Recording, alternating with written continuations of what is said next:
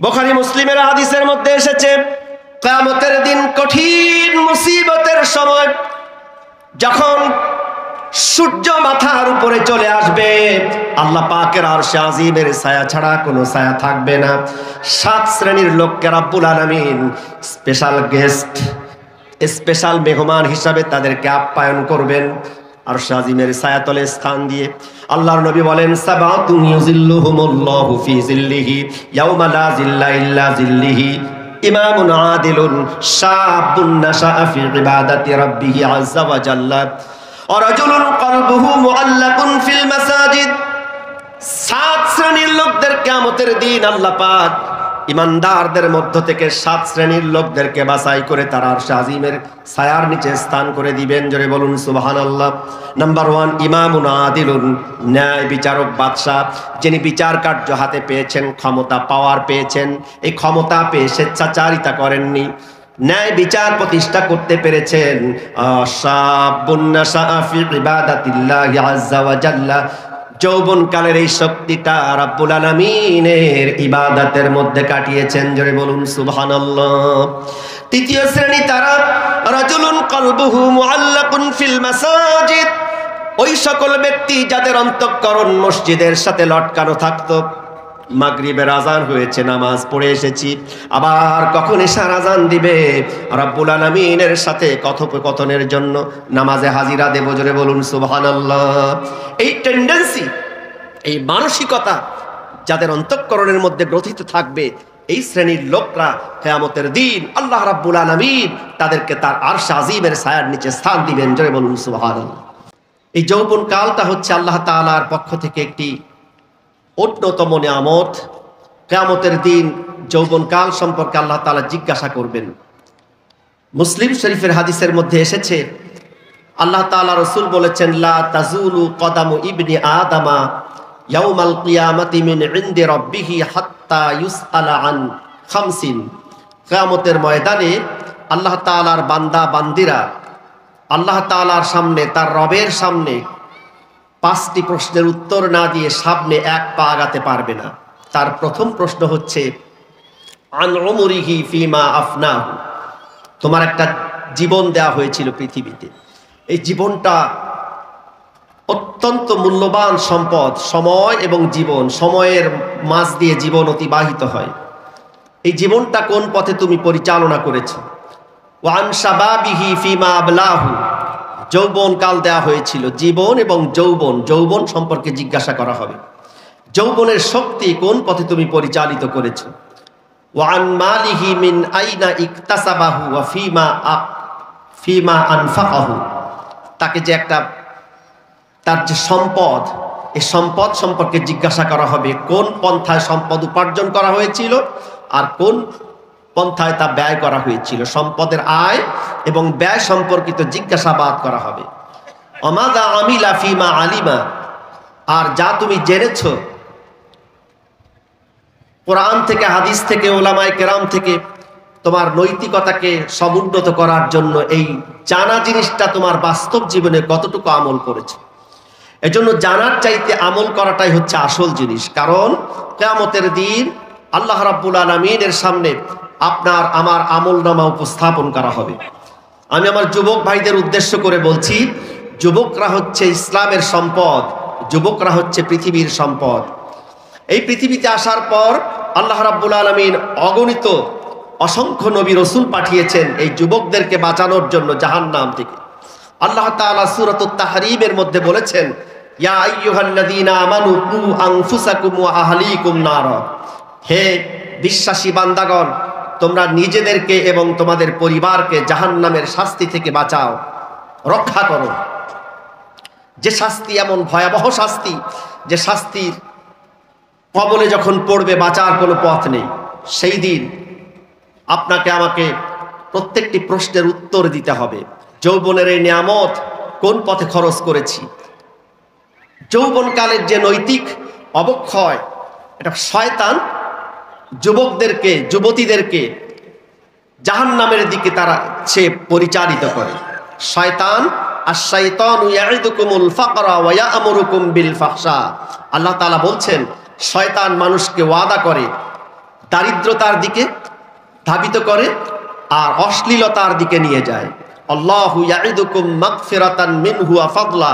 আর শয়তানের বিপরীতে আল্লাহ তাআলা তোমাদেরকে ক্ষমা এবং অনুগ্রহের দিকে আহ্বান করেন, ওয়াদা করেন। জোরে বলুন সুবহানাল্লাহ। শয়তান আপনাকে আমাকে জাহান্নামে নিয়ে যেতে চায় শত্রুতাবশত, আর আল্লাহ তাআলা আপনাকে আমাকে ক্ষমার ঘোষণা দিয়ে জান্নাতের অফুরন্ত নেয়ামতের দিকে আহ্বান করে। জোরে বলুন সুবহানাল্লাহ। সুতরাং নৈতিক অবক্ষয় রোধে যুবকদেরকে কোরআনের ছায়ায় রাসূলের সুন্নাহর দিকে এগিয়ে আসতে হবে। আল্লাহ রাব্বুল আলামিন কোরআনে কারীমের মধ্যে বলেন, ইন্নাল্লাযীনা ইউহিব্বুনা আন তাশিআল ফাহিশাতু ফিল্লাযীনা আমানু লাহুম আযাবুন আলীমুন ফিদ দুনিয়া ওয়াল আখিরাহ আল্লাহু ইয়ালামু ওয়া আনতুম লা তা'লামুন।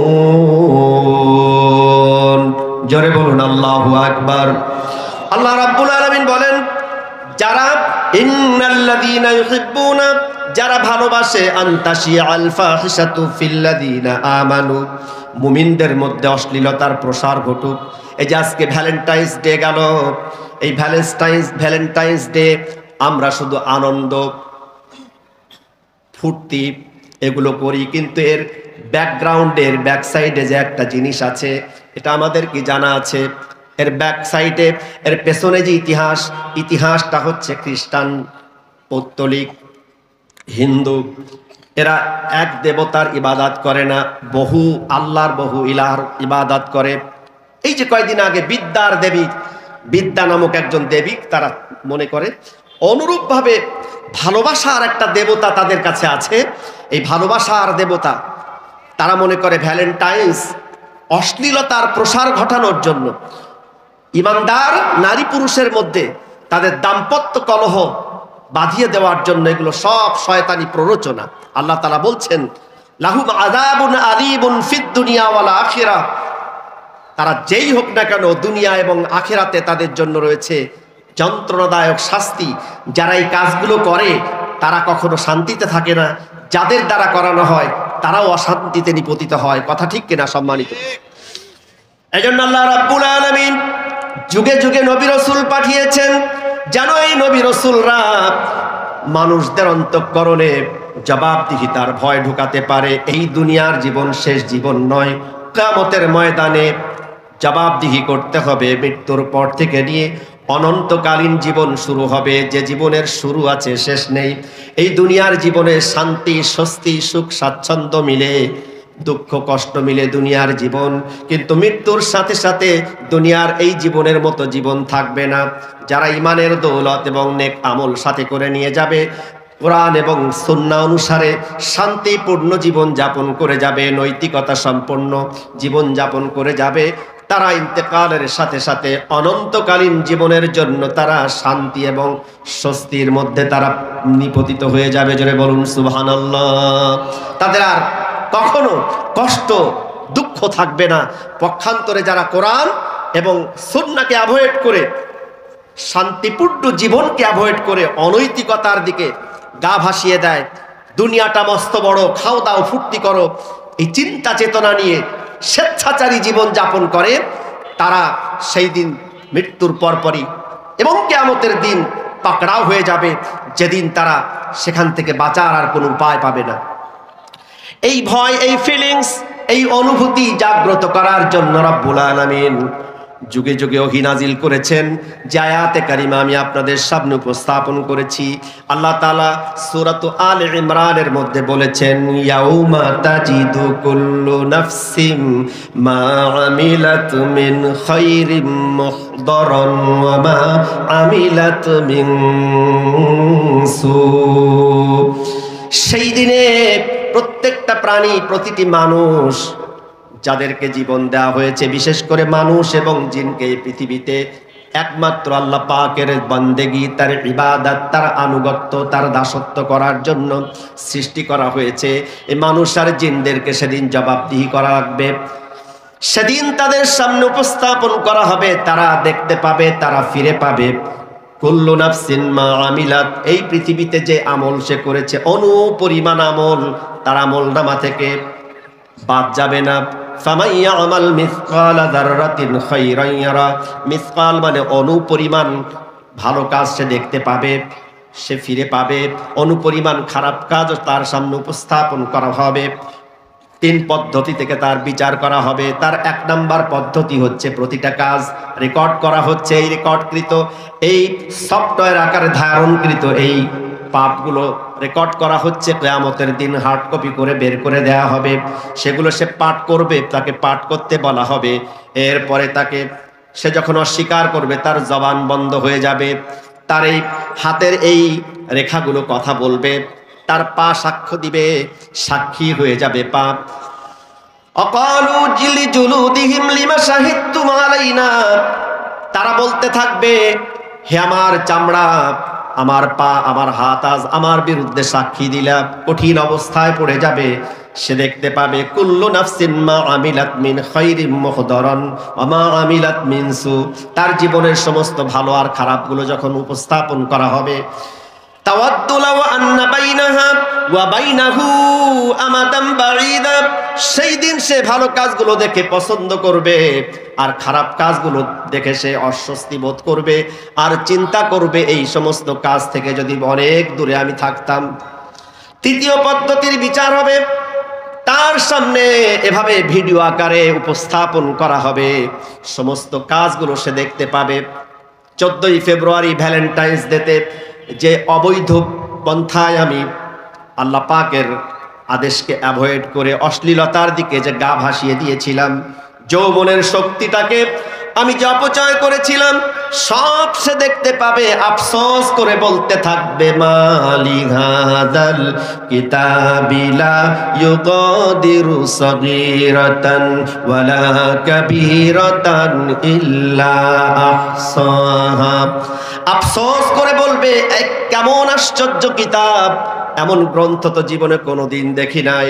একটা ছোট্ট থেকে ছোট্ট কোনো আমল নামা এর থেকে বাদ যায় না। এই জোরে বলুন সুবহানাল্লাহ। এই ফিলিংস, এই অনুভূতি যুবকদের হৃদয় কন্দরে গ্রথিত করেছিলেন জনাবে মুহাম্মদ রাসূলুল্লাহ, জোরে বলুন সাল্লাল্লাহু আলাইহি ওয়াসাল্লাম।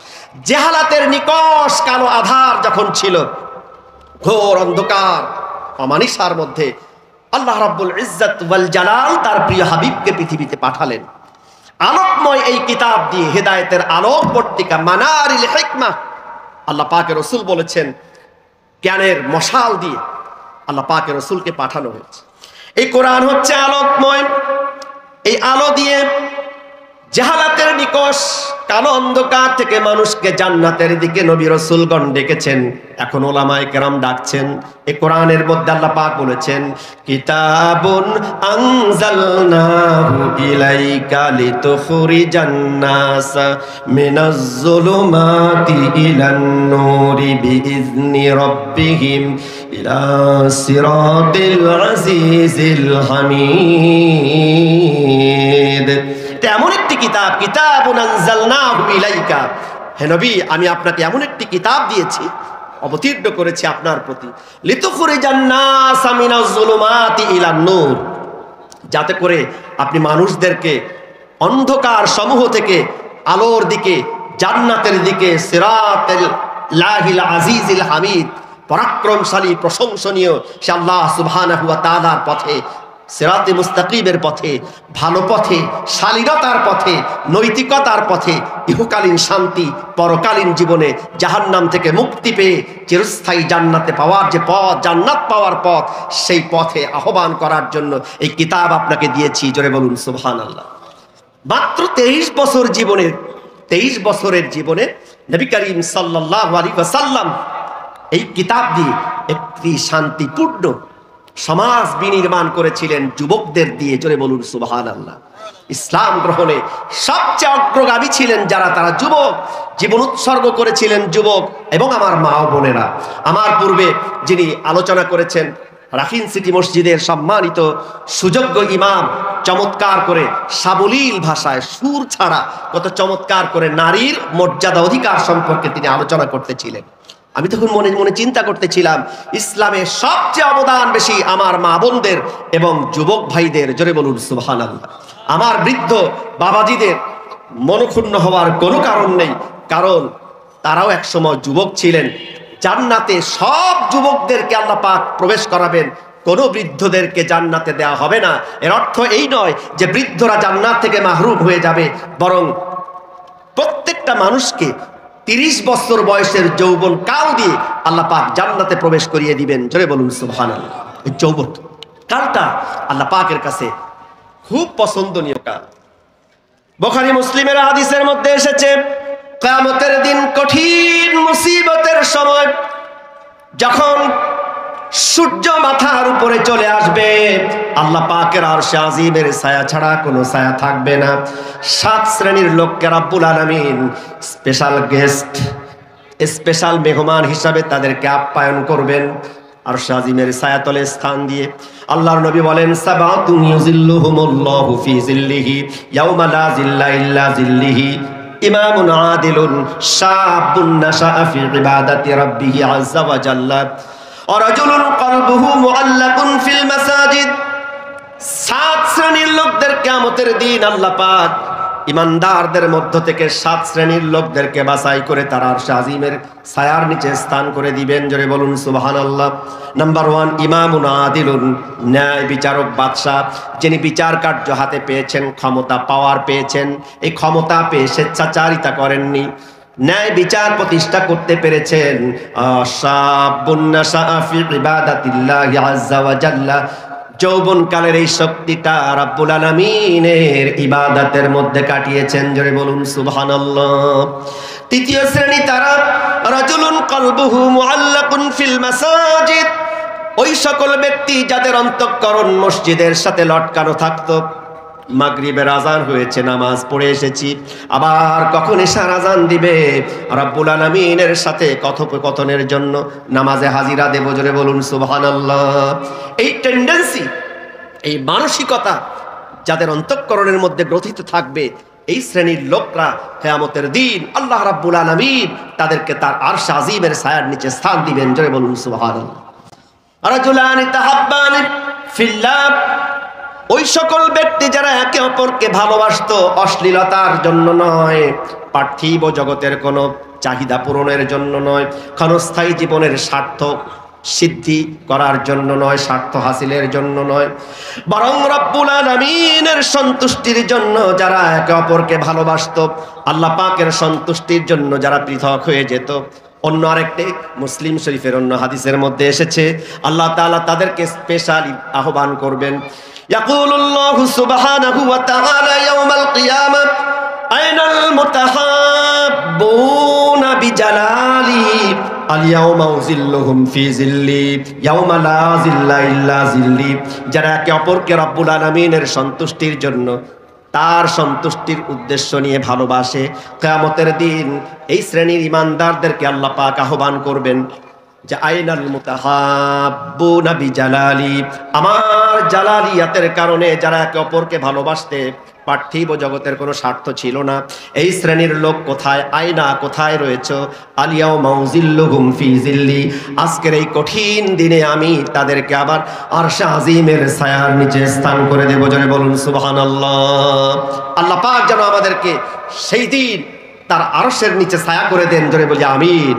সম্মানিত উপস্থিতি, তো বলতেছিলাম এই কথাগুলো বলে সত্য কথা, যে কথা আল্লাহ পাক বলেছেন, সেই আহ্বান করে শয়তানের প্ররোচনা থেকে যুবক শ্রেণীদেরকে আল্লাহ পাকের প্রিয় রাসূল সোনার মানুষে পরিণত করেছিলেন, যাদের দিয়ে একটি শান্তিপূর্ণ সমাজ বিনির্মাণ করতে সক্ষম হয়েছিলেন। জোরে বলুন সুবহানাল্লাহ।